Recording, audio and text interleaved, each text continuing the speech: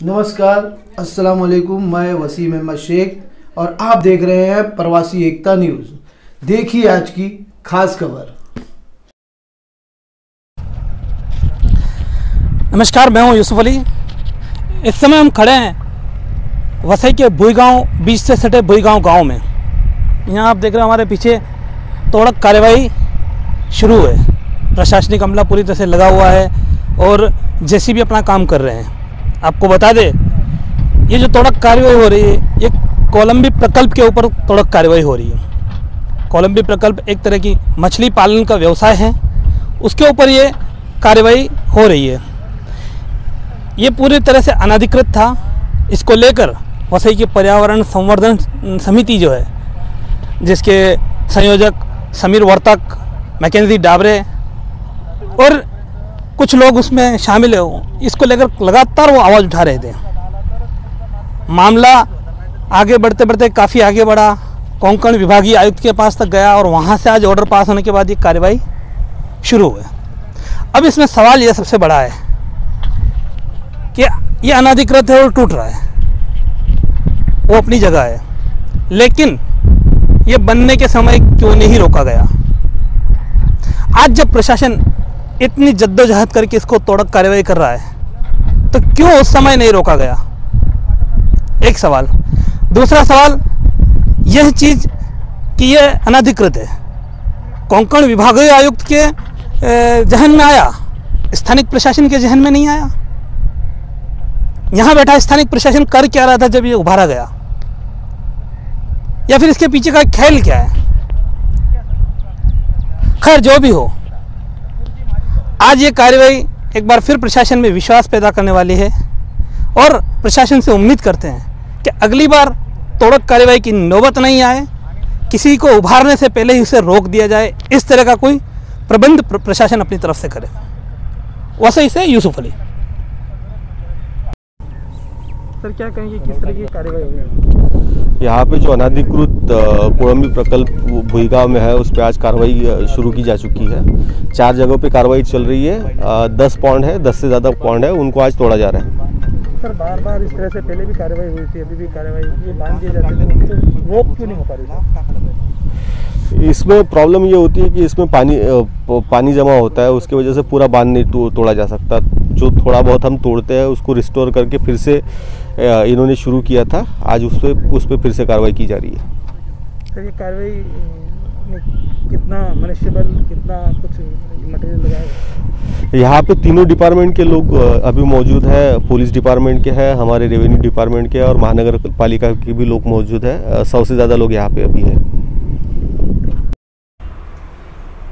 Sameer sir, Bhuigaon में हो रही कोलंबी प्रकल्प पर कार्रवाई के बारे में क्या कहना चाहेंगे? देखिए, पहले तो मैं ये कार्रवाई का स्वागत करता हूँ। ये जो हमारी जो वेस्टर्न बेल्ट है, पश्चिम किनार पट्टी, यहाँ पर समुद्र के बाजू में बहुत सारी वेटलैंड है, पांथर जगह जिसको बोलते हैं, और उसके ऊपर मैंग्रोव्स है, कांदळवने।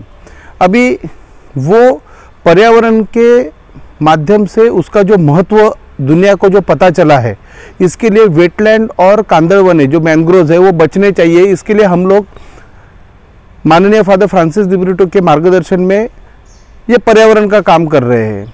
आपको बताता हूँ कि आज जो कार्रवाई है, इसके पीछे एक ऐसा बैकग्राउंड है कि पिछले 15 साल से हमारे भुईगांव के बुजुर्ग हैं, पर्यावरण के कार्यकर्ता फ्रांसिस डिसोजा, उन्होंने उसके बारे में काम करना शुरू किया। फिर उनके साथ हमारे मैकेंजी डाबरे हैं, उन्होंने उनका साथ देना शुरू किया। उसी वक्त आपको मैं बताता हूँ कि उसी वक्त दयानंद स्टैलिन सर, जो वनशक्ति के संचालक है, उन्होंने वनशक्ति के माध्यम से हाईकोर्ट में जनहित याचिका दाखिल की 87/2013।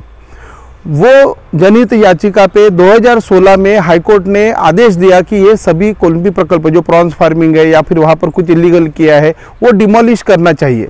लेकिन तब से पिछले 3 साल से कार्रवाई नहीं हो रही है।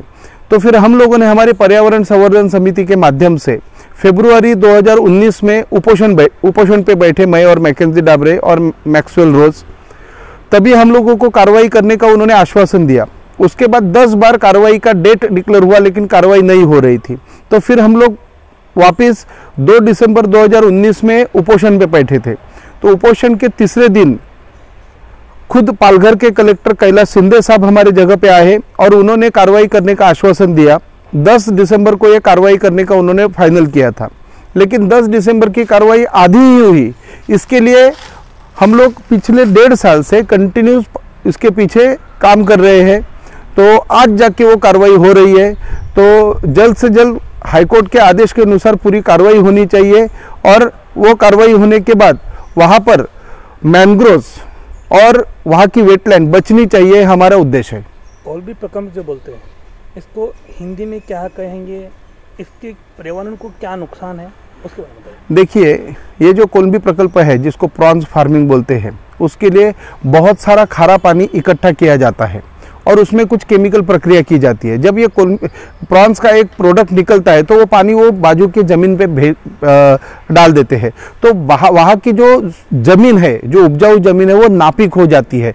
उसके साथ ही ये जो पूरे प्रॉन्स फार्मिंग जो चल रही है वो खाड़ी क्षेत्र में है। उसकी वजह से जो भर्ती और ओटी, हाई टाइड और लो टाइड का है, उसके ऊपर उसका इफेक्ट होता है।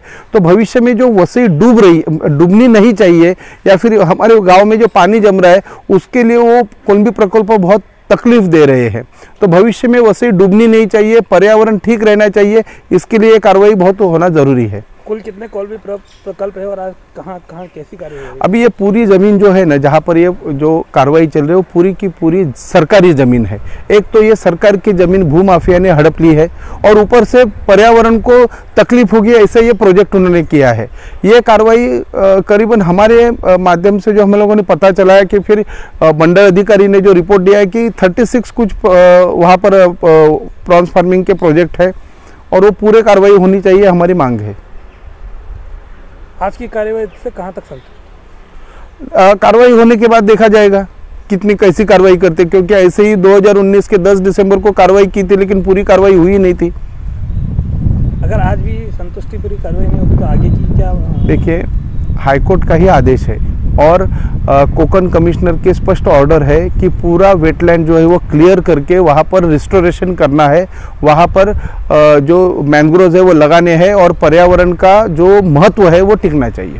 आखिरी सवाल, ये मामले, इस तरह के कोई भी मामले हो तो वो हाई कोर्ट तक या आपने भी जिक्र किया कोंकण डिवीजन कमिश्नर तक जाने की जरूरत क्या थी? यहाँ के लोकल प्रशासन को इस चीज़ का नॉलेज नहीं है क्या? कैसा है, लोकल प्रशासन और ये जो भूमाफिया है इनकी पहले से मिली भगत है, इसके लिए हम लोगों को ऊपर तक जाना पड़ता है। आप सीधा सीधा आरोप लगा रहे है ही ना, नहीं तो आपको बता दो सरकारी जगह पे भूमाफिया एंट्री करते कैसे है। मैकेंजी सर, एक कोलंबी प्रकल्प जो है उससे आपको क्या परेशानी है और क्यों आप उसको ध्वस्त करवाने के पीछे लगे हैं? सवाल कोलंबी प्रकल्प का नहीं है, सवाल हमारे पर्यावरण का है। आज आप देख रहे हो कि दुनिया भर में, देश भर में, अभी हम लोगों ने उत्तराखंड में भी देखा कि जो पूरा हवामान जो बदल रहे हैं तो उसका क्लाइमेट चेंज की वजह से पूरे दुनिया पे असर आ रहा है और ऐसे में ये पर्यावरण का संवर्धन करना हमारे लिए काफ़ी महत्वपूर्ण है। जहाँ पे प्रॉन्स प्रोजेक्ट या कोलंबी की खेती की जाती है वो समुद्र को लग के है, CRZ का वहाँ वायोलेशन है। काफ़ी जगह पे उन्होंने जो मैंग्रोव्स है उसको तोड़ा है। वहाँ पे वेटलैंड जो है जहाँ पे समुद्र का पानी आता है या जोर से अगर बारिश हो जाता है तो वो पानी वहाँ पे जमा हो जाता है, जिसकी वजह से फ्लड नहीं आता।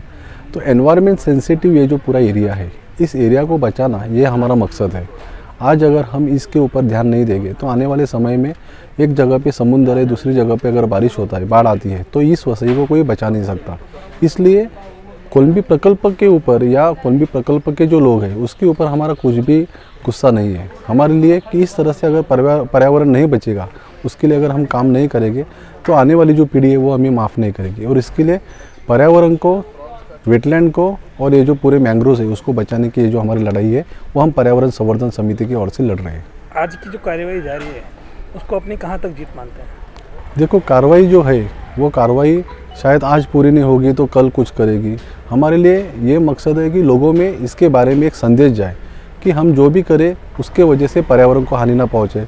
जो भी करना है वो लीगल करो। आप कुछ भी मन में आए इसलिए सरकार की ज़मीन है वो हड़प करके उसके ऊपर कुछ बनाओ, यह ना करते हुए सबको आप साथ में लेते हुए, पर्यावरण का पूरा हित ध्यान में लेते हुए उसको किस तरह से हम इस पर्यावरण को बचा सकते हैं। और साथ में प्रशासन की, लोगों की भी जिम्मेदारी हमसे बड़ी है क्योंकि अगर प्रशासन इसके ऊपर ध्यान नहीं देगा, प्रशासन कार्रवाई नहीं करेगा, तो ये ज़मीन प्रशासन की है। इस देश की कायदा और सुव्यवस्था रखनी ये प्रशासन की जिम्मेदारी है।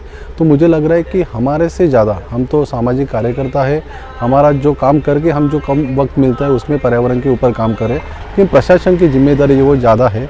उन्होंने इसके ऊपर ध्यान दे के ये जो पूरा वेटलैंड है उसको बचाने की कोशिश जो है वो करनी चाहिए। स्थानीय प्रशासन को लेकर क्या कहेंगे? देखो, पिछले 12 साल से इन सब पर्यावरण को बचाने के लिए, मैंग्रोव्स को बचाने के लिए हम लोग कोशिश कर रहे हैं। और स्थानिक प्रशासन जो है, क्योंकि आपको पता है कि अधिकारी जो आता है 2-3 साल के लिए वसई में आते हैं, उसके बाद उनका और कहीं तो ट्रांसफ़र हो जाता है। इसलिए इस ज़मीन से, इस वसई के पर्यावरण से उनको इतना ज़्यादा लेन देन नहीं होती। मुझे लग रहा है कि इस देश को अगर बचाना है, इस पर्यावरण को बचाना है, तो ये हम सबकी जिम्मेदारी है। आज वसई के पर्यावरण को हम हानि अगर पहुँचाएंगे तो उसको ऊपर मुंबई पे आएगा, उसका असर जो है वो गुजरात में आएगा, उसका असर जो है जो खाड़ी किनारे या जो भी समुद्र किनारे उसके ऊपर आएगा, देश के ऊपर आएगा। तो अगर एक जगह को हम देखेंगे कि ये दूसरे का जगह है, उसको हम नहीं बचाएंगे तो ऐसे नहीं होगा। आज के पर्यावरण की इस लड़ाई में हर देश का या इस दुनिया का हर एक हिस्सा काफ़ी महत्वपूर्ण है। उसको बचाने की लड़ाई हमारे लिए महत्वपूर्ण है। और मुझे लग रहा है कि यहाँ की जो प्रशासन है, इस प्रशासन ने ये क्लाइमेट चेंज को देखते हुए और जिस तरह से सरकार देश भर में पेड़ लगाने के लिए या पर्यावरण बचाने के लिए जो कानून वगैरह ला रहे हैं, उसको अमल में लाना ये इन प्रशासन का जिम्मेदारी है। और हम मानते हैं कि आने वाले समय में प्रशासन भी इस बात को समझेंगे और अच्छी तरह से पर्यावरण बचाने के लिए, वसई का इको सेंसिटिव एरिया बचाने के लिए कोशिश करेगा, ऐसा मुझे लग रहा है। और भी वीडियो को देखने के लिए चैनल को सब्सक्राइब करें, बेल आइकन को दबाएं, वीडियो को लाइक और शेयर जरूर करें।